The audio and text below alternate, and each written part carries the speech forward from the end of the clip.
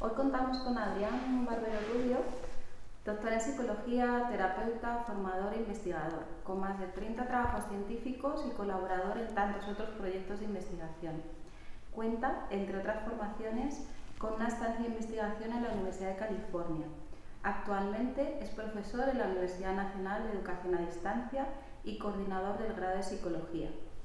Su estilo personal, junto con su énfasis en desarrollar intervenciones en ENAC, hacen de él un excelente profesional y un referente para nuestro patio de vecinas. Adrián, bienvenido, muchísimas gracias. Bueno, pues muchas gracias a vosotras por vuestra generosidad, por lo que habéis dicho ahora y por promover esto a vuestra disposición. Mira, vamos a comenzar con una pregunta que tiene que ver con tu libro.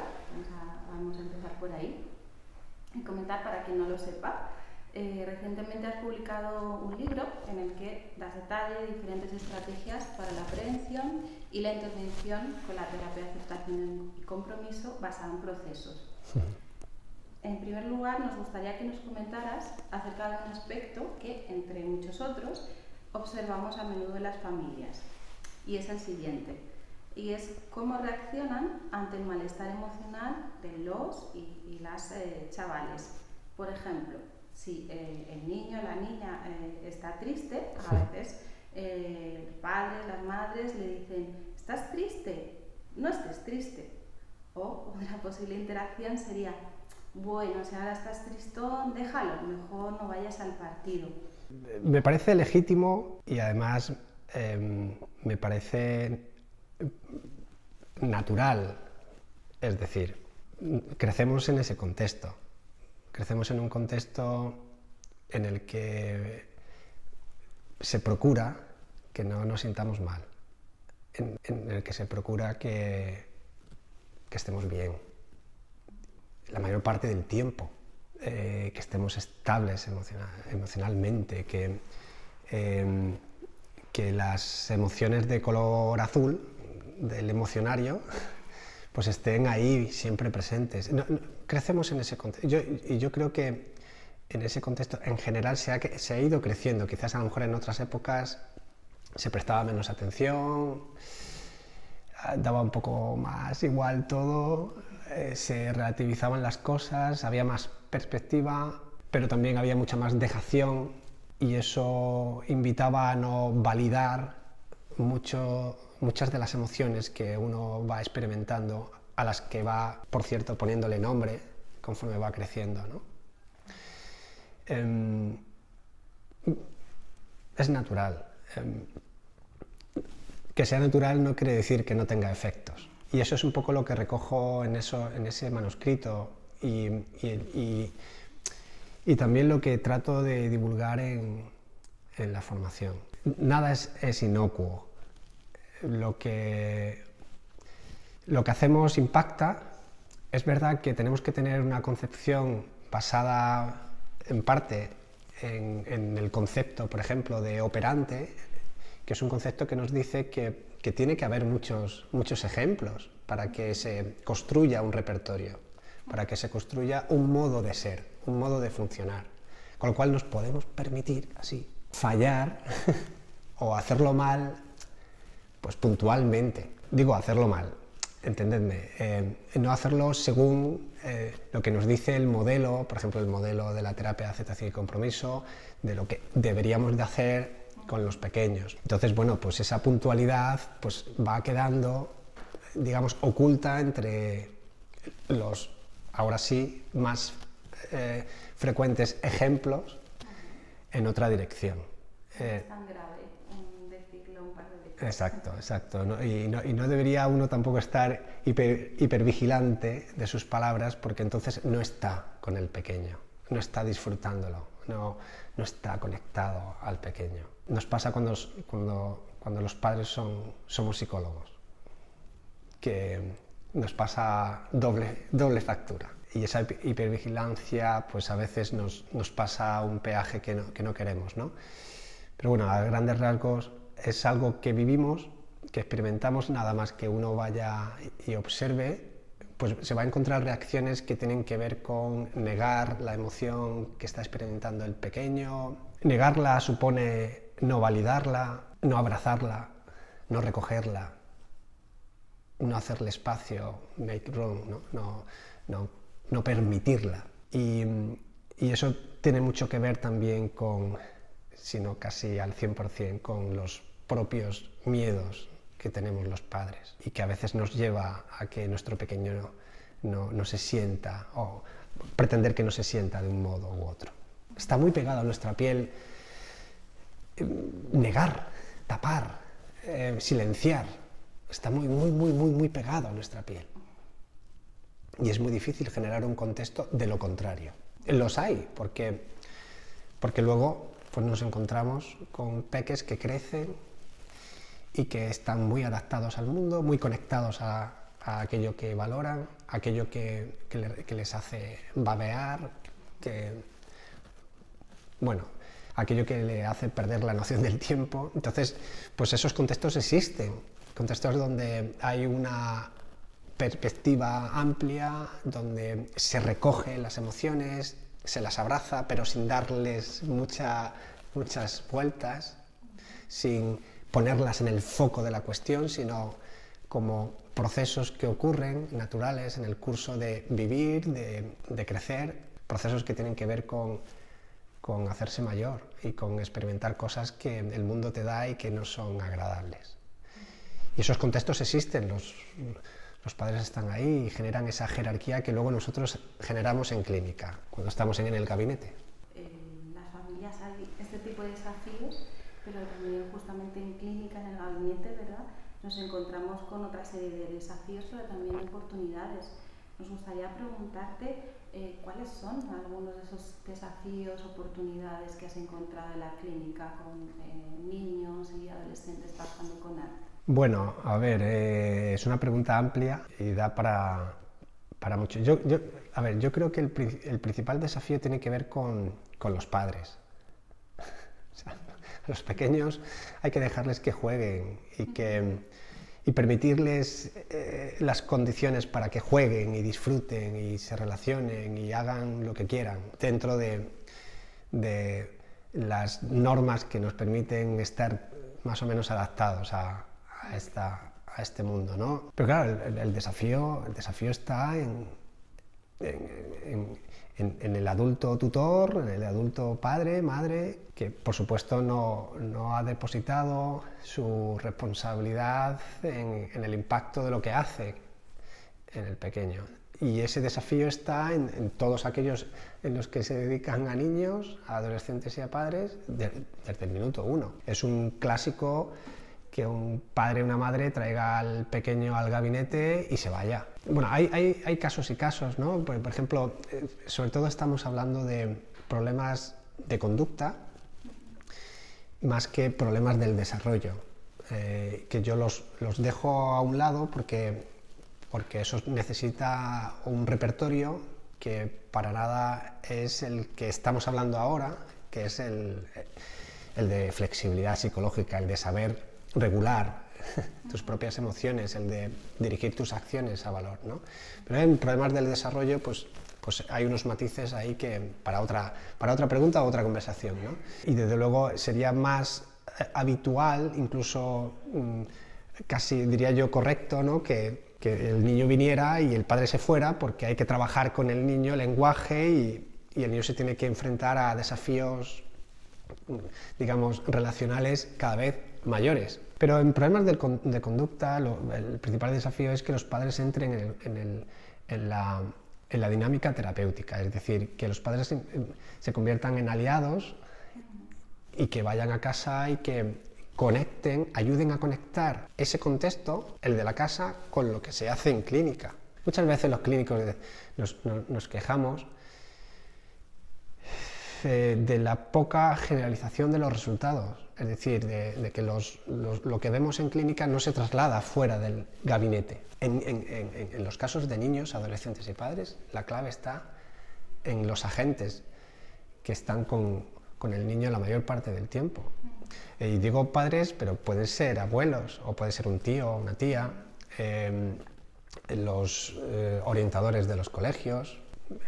Está en ellos y en el programa que establezca el terapeuta que los contextos se conecten, haya puentes entre contextos y los cambios pasen a la casa. El desafío casi es exponencial cuanto más personas están dedicando tiempo al pequeño. Y ese es, digamos, el principal desafío que encuentro y que tiene que ver con tocar el corazón a los padres y que se involucren en este proceso. Si sabes hacerlo, yo creo que tienes no lo he medido, pero tienes el 60-70% de la eficacia terapéutica. O sea, si tú consigues tocar esa fibra de esa madre, de ese padre, para que, llegado el momento, pueda dejar a un lado su emoción, su miedo, su ansiedad, su preocupación y casi que también la abrace, la lleve consigo, pero que no se la ponga en medio y haga lo que tiene que hacer con su hijo, se ajuste a las pautas que les damos.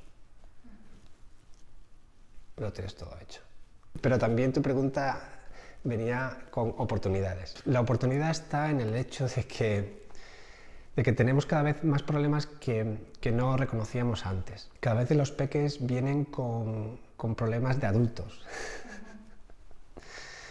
Nos vemos a pequeños dramaturgos de la vida diciéndonos frases que solo se escuchan en Netflix. Y eso nos dice mucho de lo que estamos viviendo, de lo rápido que vamos, de los nuevos hábitos, pero también nos está diciendo mucho de los problemas que pueden venir. Y yo creo que tenemos la oportunidad de prevenirlos. Esa es la oportunidad, en mi opinión. Yo no he encontrado una asignatura, quizás partes de asignatura, pero asignaturas en un grado de psicología dedicadas a prevención en problemas psicológicos en niños, como tal, una asignatura únicamente dedicada a eso, sin que esté, vamos a decirlo así, repleta de factores de riesgo y de protección, de estudios correlacionales X, etcétera, que no nos dicen mucho y que no podemos cambiarlos ni podemos incidir para que el curso de la historia cambie, pues es muy difícil. Desde luego no existe una asignatura de prevención desde un enfoque contextual, no existe. Y eso está en nuestra mano, está en mi mano, está en manos de los académicos, de los profesionales, pero la oportunidad está ahí, porque ya podemos ir sembrando muchísimo en muchas direcciones. Hay quienes piensan que sembrar es prohibir hacer algo o limitar hacer algo desde pequeño. Por ejemplo, ahora se está hablando mucho del uso de las pantallas. Sí. Se está hablando mucho de la tecnología en los colegios. Entonces, las soluciones, digamos, a brocha gorda que se proponen, pues tienen que ver con no, hasta tal edad. ¿Por qué esa edad? Bueno, no sé, está bien. Digamos que son reglas rígidas que no permiten contextualizar las cosas a los pequeños. Es decir, la alternativa tiene que ver precisamente con saber cuándo sí y cuándo no, con todo. ¿Enseñamos eso a los pequeños? Pues es más costoso. Mucho más costoso, necesitas muchos más ensayos. O sea, tú puedes usar esto aquí y ahora, en este rato, porque esto es útil para esto. Pero aquí, en este otro contexto, no. Porque eso te está limitando las posibilidades de otras fuentes de reforzamiento que te van a enseñar más. ¿Tenemos los recursos a nivel de sociedad para enseñar esto a un pequeño? No, a lo mejor no a gran escala, pero sí lo podemos hacer con las familias. Sí podemos instaurar ciertos protocolos que faciliten a las familias contextualizar. No, mi niño no puede saltar encima del sofá del salón. No voy a decir hasta los 16, porque con 16 ya lo rompería. Nunca. Norma. Pero luego, claro, se dan las circunstancias y entonces viene otro niño y salta. Entonces, este se está quedando así, ¿no? Parado, diciendo, bueno, pero ¿qué está pasando aquí? No debería hacer eso. Pero luego resulta que que además lo ficha una empresa de camas elásticas y entonces dices, ¿perdón? O sea, entonces esa empresa para mejorar sus camas elásticas utilizan sofás. Te estoy poniendo un ejemplo llevado al absurdo, casi de que depende, es contextual. O sea, si llenas una vida de reglas rígidas, estás exponiendo a tu peque a un sufrimiento innecesario, en mi opinión, sobre todo porque vivimos en mundos cambiantes, conectados, donde los contextos son flexibles, donde a veces sí y en otras ocasiones no, donde hay que saber adaptarse. Si sabes contextualizar, también te adaptas mejor. Por eso creo que es una oportunidad poner energía en la prevención, en todos los sentidos. Queríamos también preguntarte, ¿no? Porque hablando justo de oportunidades, ¿no?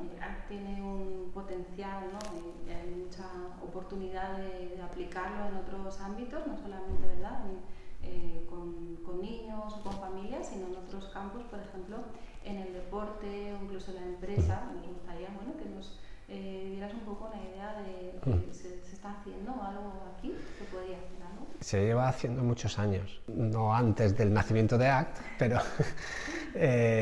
pero sí con otras terapias se hacía y con ACT se está aplicando. Al final, ACT promueve un proceso nuclear transdiagnóstico y yo diría transclínico, es decir, que trasciende a poblaciones que no son clínicas. Y este proceso es flexibilidad psicológica, se viene a denominar ahora, en su tiempo pues tenía otros nombres, pero bueno, tiene que ver con esa habilidad que comentábamos antes de estar conectado a la vida, incluso en presencia de grandes barreras psicológicas, emocionales, contenidos que te dictan lo contrario. Y claro, esto pues está presente allá donde haya un ser humano.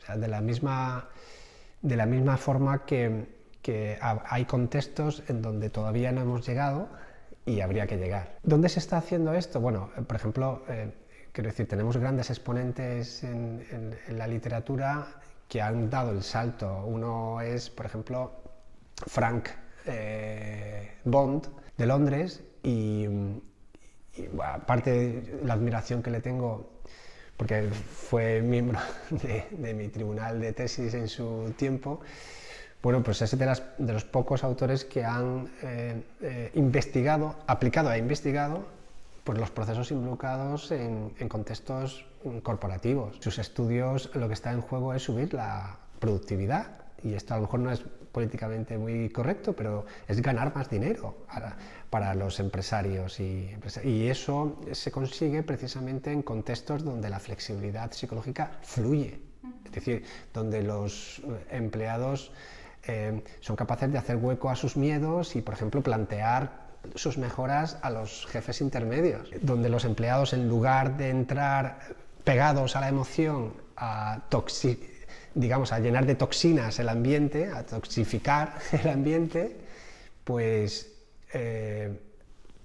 son capaces de dejar el odio y la rabia ahí, ¿no?, en el cajón, y van al face to face para solucionar las cosas y hablarlas. Entonces, claro, está en todo. O sea, hace muy poquito que dirigí un trabajo dedicado a brokers, es decir, lo que ocurre, por ejemplo, en el contexto de los brokers es que, claro, en milisegundos, pues tienes decisiones que afectan pues, al bolsillo de muchos. Los brokers son al final los intermediarios, los que manejan el dinero de otros para, digamos, invertir o vender las acciones, ¿no? Claro, manejan grandes cantidades de carteras de terceros. Tienen una responsabilidad y un estrés añadido porque muchísimo riesgo. Eso es un contexto que yo llamo de alta demanda, porque bueno, uno, por ejemplo, puede estar trabajando, por ejemplo, de profesor y a lo mejor tiene menos situaciones de riesgo y de estrés como puede tenerlo un broker, ¿no?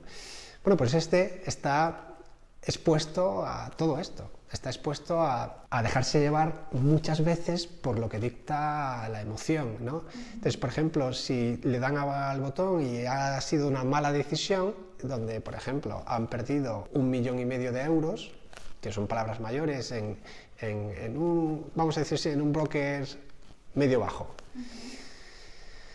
pues te tiemblan las carillas. Entonces, que justo en ese instante, esa ansiedad, esa frustración, bueno, por ponerle un nombre, no sabemos exactamente qué sensación es, cada uno lo vive de su manera, pero el broker lo vivirá a la suya y le pondrá su nombre. Ese nudo en la garganta, si en ese instante eso no controla la próxima, la subsiguiente respuesta, sino que lo que controla es tu objetivo que está por encima, tu profesión, esa estabilidad que supone el tener el control de las cosas en un broker, es decir, otras cualidades, pues probablemente amortigües la pérdida y te expongas a nuevas oportunidades de ganancia, porque esa es la vida del broker. Pero eso ocurre en ese contexto, en muchos, desde luego en deporte de élite, yo lo he visto mucho en tenis, sobre todo en fútbol.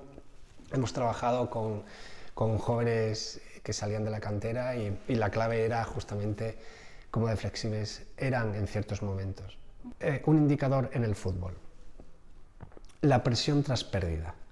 ¿Qué es la presión tras pérdida? Es lo que hace un jugador, por ejemplo, del centro del campo de fútbol, cuando le roban el balón.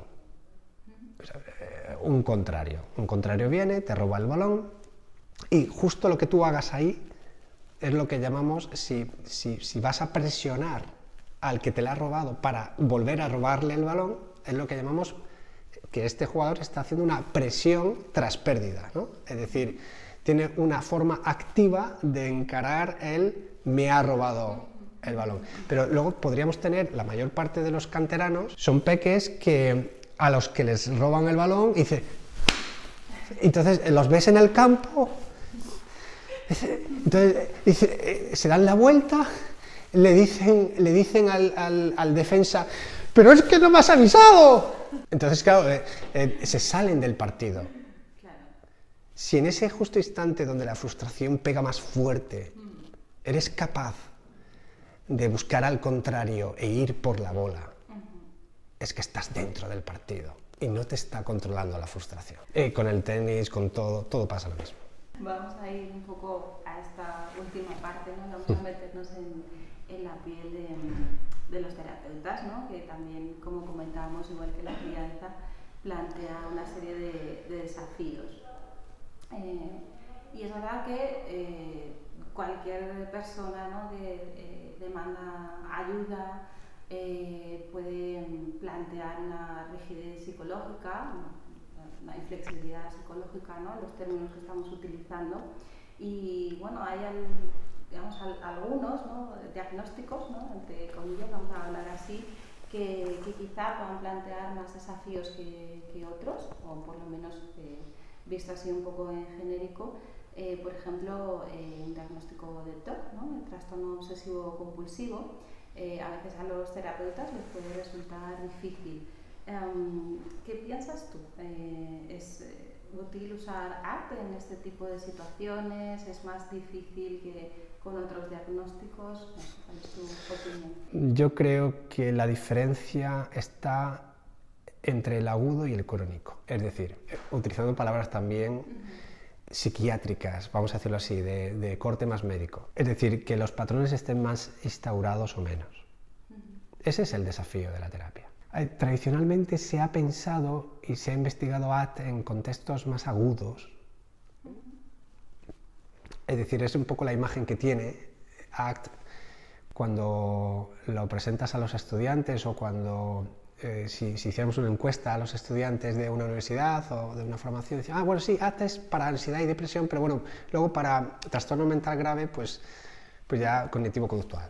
Esto quizás tiene más que ver precisamente con la frecuencia de ciertos problemas. Bueno, no hay que obviar que la ansiedad y la depresión son casi categorías existenciales que van de la mano del vivir. Entonces, bueno, nos la vamos a encontrar digamos, es como la sal, nos la vamos a encontrar en todos en todas las ollas, ¿no? En definitiva, la clave, digamos, de la terapia está en si conseguimos producir cambios en repertorios muy, muy, muy rígidos y muy estancados y muy cronificados. Me da igual cómo se llamen. Personas que llevan haciendo y funcionando de la misma manera mucho tiempo. Bueno, yo creo que ACT tiene muchísimo potencial en ese punto, pero le queda muchísimo por mejorar. Yo creo que falta investigación sobre los procesos involucrados, falta investigación sobre cómo reducir los tiempos, sobre cómo estrechar ese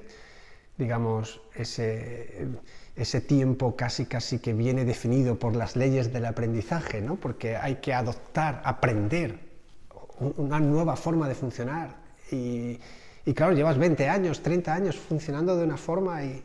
O sea, es como... Llevo 20 o 30 años tirándome por el tobogán así, ¿no? Con los 2 pies así para abajo. Y me estás pidiendo que separe las piernas o que me tire así. Es que me voy a subir y lo primero que voy a hacer es tirarme así. Bueno, la terapia me parece uno de los mejores vehículos para producir ese cambio. No he encontrado yo otro mejor. Sobre todo porque es paraguas de estos procesos, aunque esos procesos al final también son tocados por otras terapias, ¿eh? Pero es un buen vehículo para manejar estos problemas más cronificados. Pero nos queda mucho porque una de las cosas que yo he experimentado en patrones muy, muy crónicos, que tienen, por ejemplo, cronificado ideas delirantes, psicosis, que tienen cronificados, por ejemplo, los límites, todos los TPs, nos encontrábamos que los cambios eran muy lentos, que había que procurar disponer las condiciones muy pasito a pasito. A lo mejor nos tirábamos 5, 6, 7, 8 sesiones solamente para poder generar el que nos mirasen a los ojos. Poder generar ese establishing de estar ahí, sentir que tu cuerpo está en contacto con el sofá del gabinete, porque están tan pegados y llevan viviendo tanto tiempo al son de lo que dicta su cabeza, que entraban al gabinete como si entraran a cualquier otro lado, como un automatismo, robotizados. Eran Alexa hablando. Tardabas mucho tiempo en que sus sentidos pudieran volcarse a ese presente, simplemente para empezar a trabajar. Para mí eso es lo más complicado, lo más arduo. Y necesitamos mejorar la tecnología dentro de ACT para reducir esos tiempos. Lo vamos a conseguir. Hay que ser muy creativos. Adrián, vamos a ir a la última pregunta. Y si la terapia es un vehículo, no sé si el conductor o la conductora sería el terapeuta. El terapeuta tampoco lo tiene nada fácil, ¿verdad? En ocasiones también enfrenta sus propios miedos o lo que llamamos, ¿no?, barreras. Además hay una parte del libro que hemos comentado al principio, recoge con muchos ejemplos y muchas ayudas, lo cual pues, puede ser realmente útil.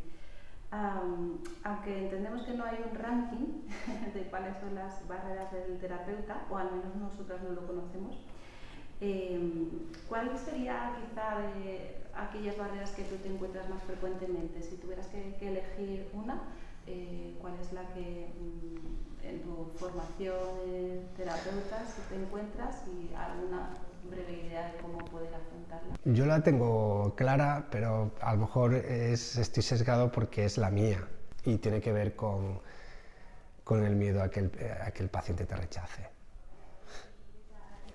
Punto, pelota. Bueno, eso está muy conectado al miedo al fracaso y tal. Lo dejamos para los filósofos. Pero que hagas algo que genere un gran rechazo por parte del cliente, yo creo que nos controla mucho y nos machaca mucho, nos hace no ser precisos. Yo lo siento, lo sentía en los inicios, lo sigo sintiendo aunque le hago mucho menos caso. Pero cuando entrenamos lo vemos de primeras. Cuando uno se retiene, cuando uno está haciendo un movimiento en ACT para tocar valor hiper mega importante y lo termina antes de tiempo porque está viendo que está tocando mucha emoción y le da miedo. Cuando no es capaz de capturar una conducta clínica relevante por el miedo a que el otro le sorte un ¿qué estás haciendo conmigo? ¿Estás jugando conmigo? Podemos poner 1.000.000 de ejemplos. Yo siempre lo diré, es exponencial todo el trabajo que tú hagas contigo mismo, como terapeuta, como persona, respecto a justamente ese miedo, con el éxito en la terapia. Si tuviéramos la pistola que mata a este miedo para siempre, se nos vería hacer unas cosas en terapia brutales. Seríamos muy eficaces. Yo a veces cuando estamos pensando sobre cómo mejorar la terapia, me la imagino sin los miedos para ser creativo. Fíjate qué cosa, qué paradoja, qué ironía de alguien que promueve la convivencia. Pero es una muy buena posición y lo hacemos con los pacientes para ver cómo serían. ¿Cuál sería su máximo talento? Pues muchísimas gracias, que ha sido un regalo de entrevista. Hemos navegado por diferentes ríos y esperamos que sea muy útil para las personas que entran en el patio. Así que de nuevo, muchas gracias.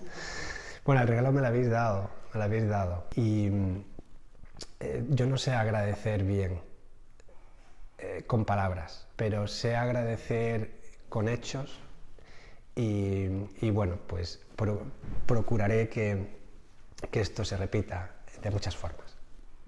Vale. Gracias. Gracias.